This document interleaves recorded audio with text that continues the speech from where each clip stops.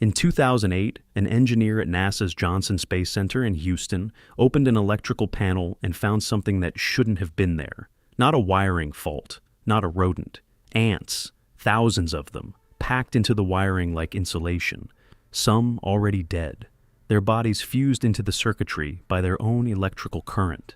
The panel had failed. Nobody at NASA knew why ants would want to be inside a piece of equipment that could kill them on contact.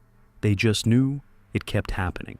6 years earlier, in a quiet Houston suburb, a pest control technician named Tom Raspberry had gotten a call about an ant infestation that didn't behave like any infestation he had seen before.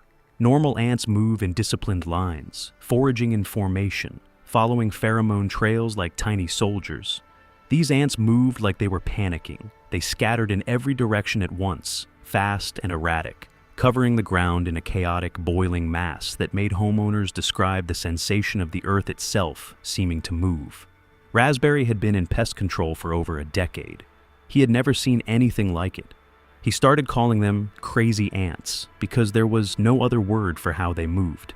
Entomologists would later put his name on the species permanently, the raspberry crazy ant, an insect immortalized by the man who couldn't explain it. Nobody is certain how they got to Texas. The leading theory is a cargo ship, arriving from South America sometime before 2002, unloading its containers in the port of Houston, along with a stowaway that nobody declared and nobody noticed. The ants are small, barely 3 millimeters, reddish-brown, unremarkable to look at. It is only in numbers that they become something else, and they came in numbers that defied comprehension. A single acre of infested land can hold up to 20 billion ants, not 20,000, not 20 million, 20 billion in 1 acre in a Houston suburb, undetected until residents started finding their homes moving beneath their feet. Within a few years, the ants had spread across 21 Texas counties, then into Louisiana, then Mississippi, then Florida.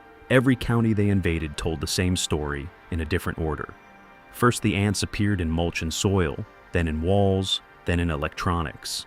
And once they reached the electronics, the real damage began. Here is what nobody could explain for years. These ants seek out electrical equipment specifically, not food, not shelter, in the way ants normally seek it. Circuit breakers, junction boxes, computer towers, traffic light control units. Something about live electrical current draws them in. And once one ant finds its way inside a panel, it doesn't come back out to report the discovery the way ants normally do. It stays, and it dies there, usually within minutes, electrocuted by the very current that attracted it. That should have been the end of the story, a dead ant in a fried circuit board. Instead, it was the beginning of something worse. When a raspberry crazy ant is electrocuted, its body releases a chemical alarm signal, a distress pheromone that does the opposite of what you'd expect. It doesn't warn other ants away, it calls them in. Within minutes, the scent of one dead ant pulls a wave of living ants directly into the same panel, into the same voltage, to the same fate. They die in the same spot as the ant before them. Their bodies pile up, layer over layer, a mounting heap of ant corpses fused into the machinery by their own conductivity. Eventually, there are enough dead ants jammed into the equipment to short the circuit permanently. Whether a living ant ever touches a live wire again or not, the colony, in effect, builds its own coffin, and that coffin destroys whatever it's built inside of. By the time engineers understood the mechanism, the damage had already reached 6 figures, then 7, then 8.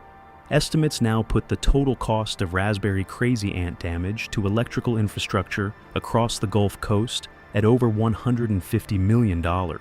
Sewage treatment plants lost pump control systems, fire alarms triggered for no reason, and then failed to trigger when they were needed.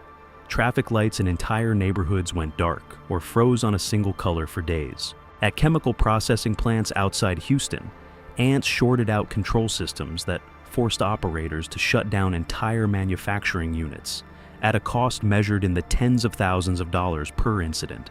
And then there was NASA. The Johnson Space Center sits less than 30 miles from where Tom Raspberry first spotted the species in 2002. By 2008, the ants had arrived at Mission Control's backyard. NASA brought Raspberry in personally, along with a team of entomologists, to sweep the campus before the ants could reach anything critical. they found 3 active colonies on NASA property, embedded near electrical infrastructure. One of them dangerously close to systems tied to spacecraft communications equipment. The colonies were small enough at that point to be contained, but the fact that America's space program had to call in a residential pest exterminator to protect equipment used to communicate with astronauts tells you everything about how seriously this insect was being taken by people who do not scare easily. Standard pesticides didn't work. Raspberry crazy ants have a defense most other ants don't. When they come into contact with poison or even the venom of a rival fire ant, they secrete formic acid and rub it over their own bodies like a chemical antidote, neutralizing the threat before it kills them. Bait traps failed for a different reason. The colonies are so enormous and so willing to sacrifice individual ants that when poisoned ants die in large numbers, the living ants use the corpses as a bridge, walking directly over their own dead to cross treated ground without ever touching the toxin themselves.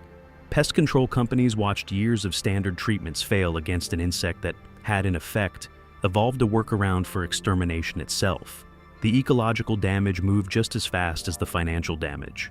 Where raspberry crazy ants take over, native insect populations collapse. Birds nesting on the ground lose their food source and, in some documented cases, have been found blinded by ants swarming their nests before the chicks could even open their eyes. In parts of southeast Texas, rangers reported watching entire tree lines turn into moving rivers of ants, a wall of insects so dense it looked, from a distance, like the ground itself had come alive. For over a decade, there was no real answer.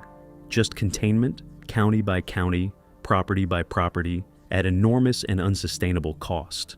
Then, in 2016, at a state park in Westlaco, Texas overrun by what one researcher called an apocalyptic infestation, scientists tried something they weren't sure would work.